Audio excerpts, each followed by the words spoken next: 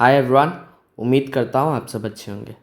As I promised मैं फिर से द डोमिनेटर सीरीज़ की अपनी अगली क्लास, इस बार पॉलिटी की क्लास 9, जिसमें हम लोग directive principle of state policy complete करने वाले हैं। इससे बाहर डीपीएसपी से कुछ भी नहीं आएगा। However if at all you want this PDF you will have to pay ₹99। अगर आप पे नहीं कर सकते हैं कोई बात नहीं, these lecture series are free to all, you can make notes from them. शुरू करते बिना किसी देरी के। DPSP directive principles of state policy. DPSPs are the noble features that guide policy making towards social welfare। आप यूँ समझ सकते हैं DPSP वो दादा दादी, नाना नानी, पापा पापा, पापा मम्मी, उन सब की वो जो नैतिक ज्ञान नहीं होते जो उन लोग बांटते रहते हैं कि भाई ये तुम्हें करना चाहिए, ये तुम्हें करना चाहिए। हालांकि आप उसे कर दो तो बड़ी बहुत अच्छी बात है, लेकिन अगर आप उसे फॉलो नहीं करते तो कोई बात नहीं है, ठीक है ना। वो आपका क्या उखाड़ सकते हैं। तो डीपीएसपी बिल्कुल वही एडवाइस की तरह है जो आपको संविधान देता है। लागू कर दिया तो बहुत अच्छा, नहीं किया तो कोई बात नहीं। जैसे कि फंडामेंटल राइट्स को लागू करना ही पड़ेगा, ये आपकी वो टीचर वाली प्रिंसिपल वाली बात है, लागू करना पड़ेगा। लेकिन डीपीएसपी क्या है, ये एक एडवाइस है फ्रॉम योर फैमिली। इसे नहीं मानोगे फिर भी कोई बात नहीं, मान ली तो बहुत अच्छी बात, ठीक है। DPSP are content in part 4 from article 36 to 51। अगर आपको याद है हम लोग 12 से 35 फंडामेंटल राइट्स पढ़ते हैं, तो 35 के बाद 36 बस उसी से DPSP शुरू हो जाता है, जो कि पार्ट 4 में। Article 36 defines the term state just in the way article 12। आपको याद है आर्टिकल 12 में क्या लिखा था, डेफिनेशन ऑफ स्टेट। और आर्टिकल 13 में क्या था कि जो भी लॉ फंडामेंटल राइट्स को वायलेट करेगा उसे हम लोग नल एंड वॉइड डिक्लेयर कर देंगे। तो आर्टिकल 12 जैसा ही तो आर्टिकल 36, तो article 36 is the mirror image of article 12। Article 37 it states that दो डीपीएसपीज आर नॉट जस्टिसिएबल। जैसे कि फंडामेंटल राइट्स को क्या आपका कोई हनन होता है तो आप कोर्ट पहुंच सकते हैं, but DPSP are not justiciable, आप उसके लिए कोर्ट नहीं जा सकते। Yet they shall be considered fundamental in the governance of the country and it shall be the duty of the state to include these directives in their policies। यानी जैसा कि मैंने आपको बताया ये वो एडवाइस की तरह है, जिसे नहीं मानोगे तो कोई बात नहीं, बट मान लेने से बहुत बेहतर है। Article 38 it directs the state to create a social order providing social economic and political justice, जैसे कि हम लोग प्रीएम्बल में पढ़ते हैं, for the promotion of the welfare of the people and minimize इन इक्वालिटीज़। ये जो टर्म है मिनिमाइज इन इक्वालिटीज़, इसे 44th constitutional amendment act of 1978 में ऐड किया गया। इससे पहले आर्टिकल 38 कितने तक था, इससे पहले आर्टिकल 38 मात्र इतने तक था। ये वाली जो एक्स्ट्रा चीज़ है ये 44th अमेंडमेंट में ऐड की गई है। आर्टिकल 39 बहुत ज़्यादा इंपॉर्टेंट है, मेजॉरिटी डीपीएसपी से क्वेश्चन आर्टिकल 39 से ही आता है। It aims to establish a welfare state. हमेशा क्वेश्चन में क्या आता है कि वेलफेयर स्टेट की थ्योरी कौन से आर्टिकल में दी गई है, तो इट इज़ आर्टिकल 39। कैसे वेलफेयर स्टेट एस्टेब्लिश करेंगे, 6 तरीके से। Secure adequate means of livelihood for citizens, control and ownership of the material resources, prevent concentration of wealth, equal pay for equal work without any gender discrimination, health of workers, childhood and adulthood care. अब ये जो 6th वाली point है इसे 42nd constitutional amendment act of 1976 में add किया गया, ठीक है। तो बिल्कुल बारीकी से मैंने यहाँ पर कोई भी चीज़ नहीं छोड़ी है, तो आपको पता रहना चाहिए कि आर्टिकल 39 कंटेंस ऑल दीज 6 सब कैटेगरीज। अच्छा, आर्टिकल 39A, जैसा कि ए से ही आपको पता लग रहा है ये क्या, ये बाद में ऐड हुआ है। कौन सी ए में, 42nd ऑफ 1976। तो याद रखिए अभी तक हमने 2 पढ़ा था अमेंडमेंट, अभी ये तीसरा वाली में फिर से एक चीज़ ऐड किया गया। तो इसी से आपको अंदाज़ा लगाना है कि डीपीएसपी को कितनी बार, हाउ मेनी टाइम्स। अगर आपको याद हो प्रीएम्बल को मैंने लिखाया था मात्र वो आज तक एक ही बार अमेंड हुई है कि नहीं। तो आपको ये सब याद रखना पड़ेगा कौन सी चीज़ कितनी बार अमेंड हुई है। डीपीएसपी अभी हमने ये 3rd वाली पढ़ी है, ठीक है। देखते जाइए कितनी बार अमेंड हुई है। State to provide for equal justice and free legal aid, यानी अगर आप बहुत ज़्यादा गरीब हो, आप लॉयर अफोर्ड नहीं कर सकते और आपको कोई झूठा क्राइम या सच वाला क्राइम में फंसा दिया गया है, तो गवर्नमेंट आपको वकील करके देगी, पब्लिक प्रोसिक्यूटर, जो कि आपके बिहाफ में कोर्ट केस लड़ेगा। टू एंश्योर आर्टिकल 39A, तो डीपीएसपी, तो जैसे कि इसके लिए एक एक्ट पास हुआ है, लीगल सर्विसेज अथॉरिटीज़ एक्ट 1987, ठीक है। तो ये लीगल सर्विसेज अथॉरिटीज़ एक्ट क्या दिखा रहा है कि गवर्नमेंट ने भले डीपीएसपी नॉन जस्टिसिएबल है बट स्टिल आर्टिकल 39A को मद्देनजर रखते हुए कुछ चीज़ किया है। तो ये उन चंद एग्जाम्पल्स में से एक है जिसमें डीपीएसपी को बहुत ज़्यादा तवज्जो दिया गया है। हाँ, to enforce this article parliament has passed legal services authorities act 1987, जिसमें आपको वकील प्रोवाइड किया जाता है।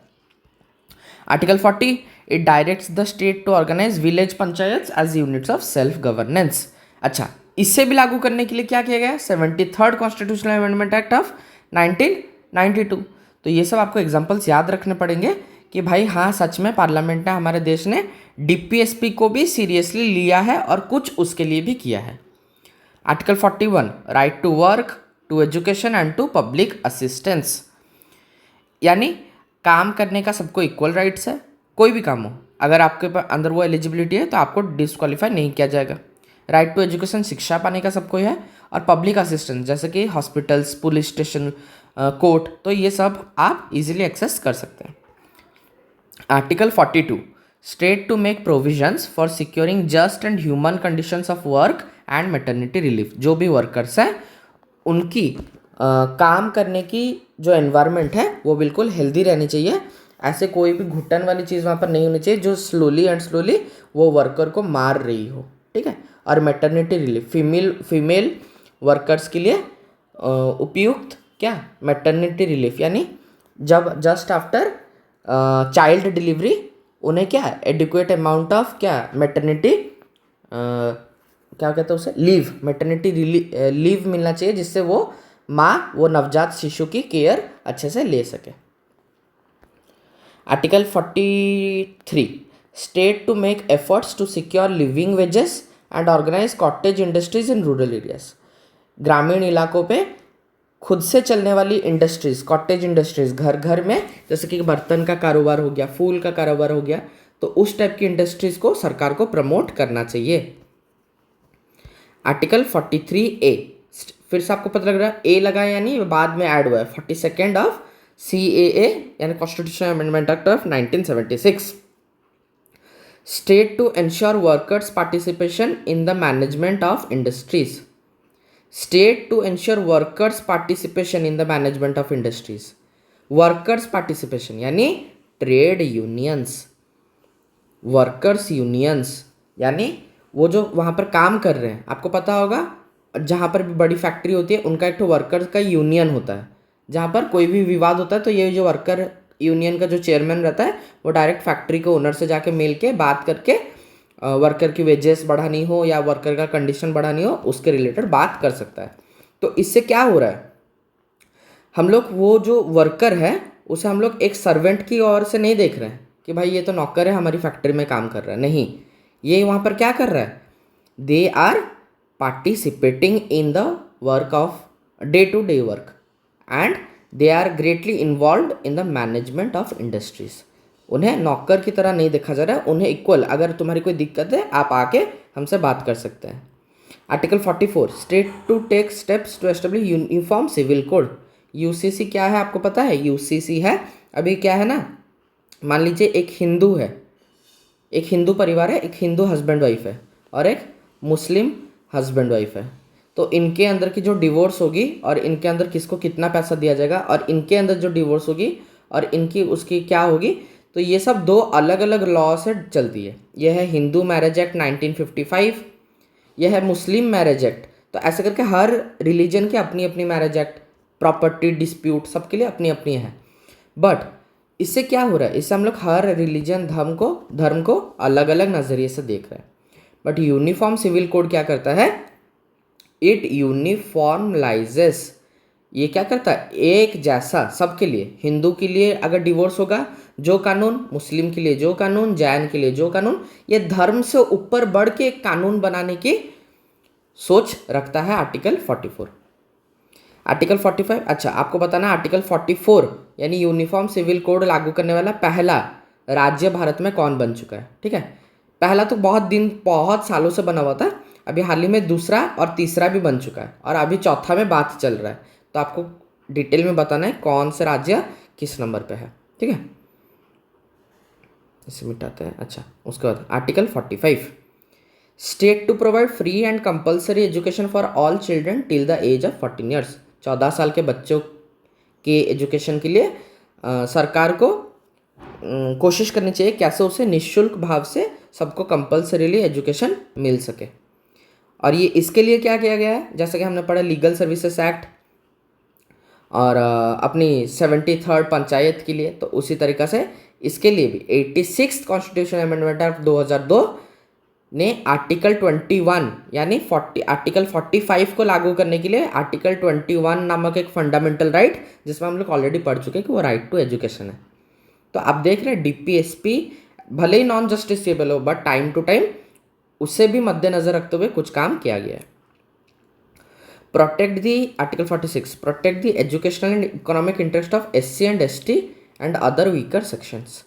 इसके लिए क्या लाया जाता है, इसके लिए रिजर्वेशन की पॉलिसी लाया जाता है कि भले ही एजुकेशन का हक सबको है, लेकिन उसमें भी SC ST और OBC EWS इन लोग को ज़्यादा प्रेफरेंस मिलती है in comparison to the general और unreserved category.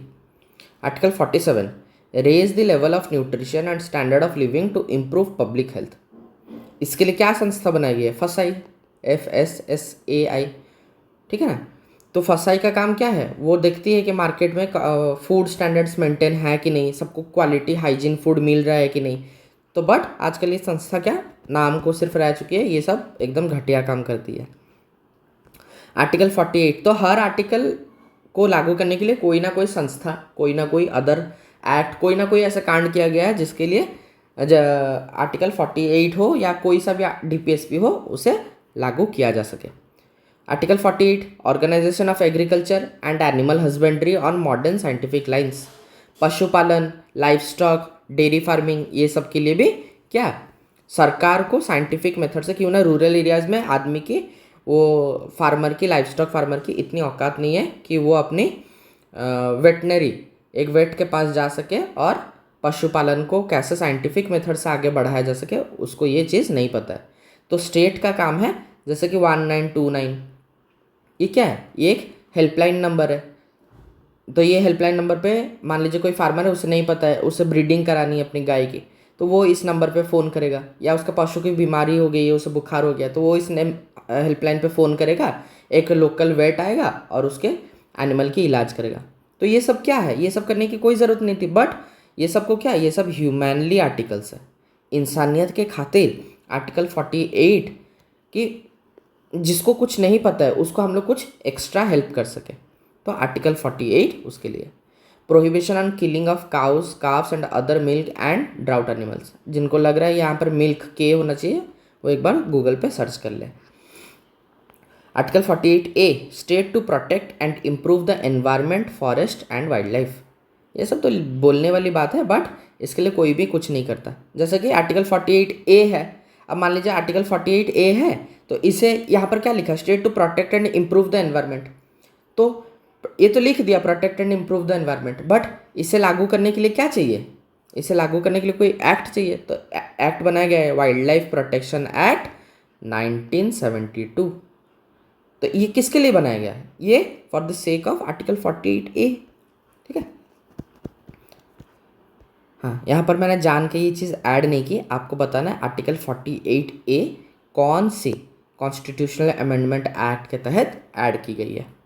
Article 49, state to protect monuments and places of national importance, ठीक है। चाहे वो ताजमहल हो या मोती महल हो या अपना जगन्नाथ टेम्पल हो, इक्वल इम्पोर्टेंस के साथ विदाउट एनी डिस्क्रिमिनेशन हम लोग को वो मॉन्यूमेंट्स प्रिजर्व करके रखनी है। Article 50, separation of judiciary from the executive. Britisher के टाइम में उसे जुडिशियल मजिस्ट्रेट, वो क्या होता था ना, वो कलेक्टर, रेवेन्यू, DM सब एक ही आदमी होता था। वो रेवेन्यू भी कलेक्ट करता था और कुछ क्राइम होने पे वो जस्टिस अपनी लॉ भी सुनाता था। बट आज के टाइम पे DM यानी डिस्ट्रिक्ट मजिस्ट्रेट वो क्या है, वो सिर्फ कलेक्टर, यानी वो रेवेन्यू का काम संभालता है, डिस्ट्रिक्ट एडमिनिस्ट्रेशन का काम संभालता है। और जुडिशियल मजिस्ट्रेट ये जुडिशरी के अंडर में आता है, ठीक है। तो जुडिशरी और एग्जीक्यूटिव को अलग अलग करने की राय आर्टिकल 50 में दी गई है। आर्टिकल 51 जो कि आखिरी DPSP है, उसमें कहा गया state to promote international peace and security, maintain good relations between nations and respect international laws.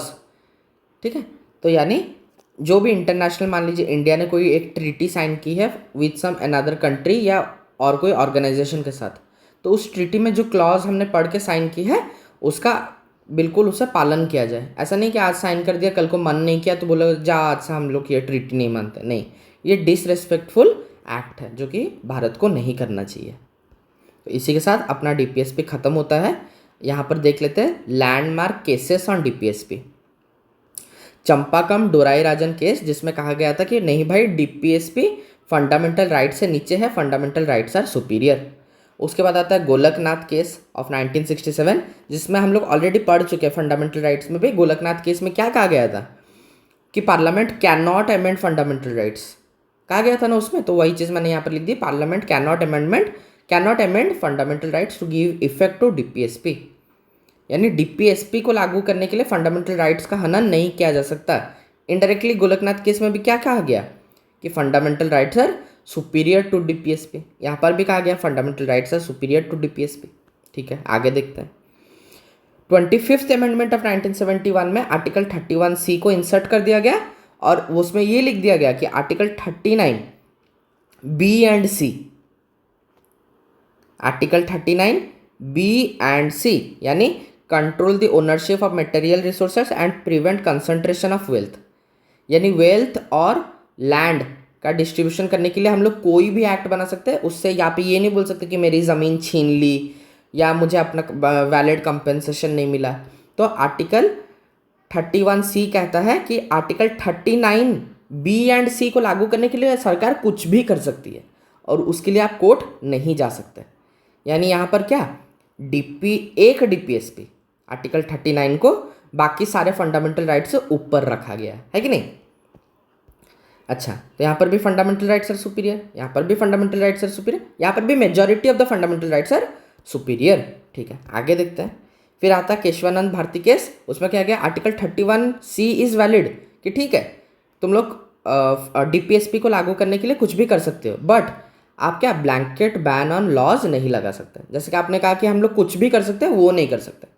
कुछ भी करो, डीपीएसपी को लागू करो, फंडामेंटल राइट्स का हनन हो जाए कोई बात नहीं, लेकिन वो फंडामेंटल राइट्स का हनन जस्टिसिएबल होना चाहिए। फिर आता है 42nd अमेंडमेंट, जिसमें कहा गया डीपीएसपी आर सुपीरियर, हम लोग डीपीएसपी को लागू करने के लिए कुछ भी कर सकते हैं, फंडामेंटल राइट्स जाए भाड़ में। ठीक है, आपके मौलिक अधिकार, नैतिक अधिकार, वो सब हम लोग को कुछ फर्क नहीं पड़ता, सरकार जो चाहेगी इंदिरा गांधी करेगी। फाइनली मिनर्वा मिल्स केस 1980 में, जैसे हम लोग फंडामेंटल राइट्स में भी ऑलरेडी पढ़ चुके हैं, उसमें कहा गया fundamental rights enjoy supremacy over DPSP. Fundamental rights से ऊपर कुछ भी नहीं है, लेकिन डीपीएसपी को लागू करने के लिए हमेशा सरकार को ट्राई करना चाहिए। Government should always try to implement DPSP keeping an eye on fundamental rights. यहाँ पर क्या लिखा है, however both the fundamental rights and DPSP are equally kept in mind while policy making. ठीक है, तो दोनों को मद्देनजर रखते हुए कानून बनाना चाहिए। उसके बाद यहाँ पर कुछ कैटेगरीज है, जैसे कि ये जो आर्टिकल है जो कि डीपीएसपी है, इन्हें इकोनॉमिक एंड सोशल प्रिंसिपल्स कहा जाता है। आपने देखा होगा कि चलो बताओ आर्टिकल 40 किस टाइप की प्रिंसिपल है, कौन सी कैटेगरी की, तो आपको पता रहना चाहिए आर्टिकल 40 क्या गांधीयन प्रिंसिपल्स ऑफ डीपीएसपी में आती है। तो सारे डीपीएसपी को 5 भाग में डिवाइड किया गया है।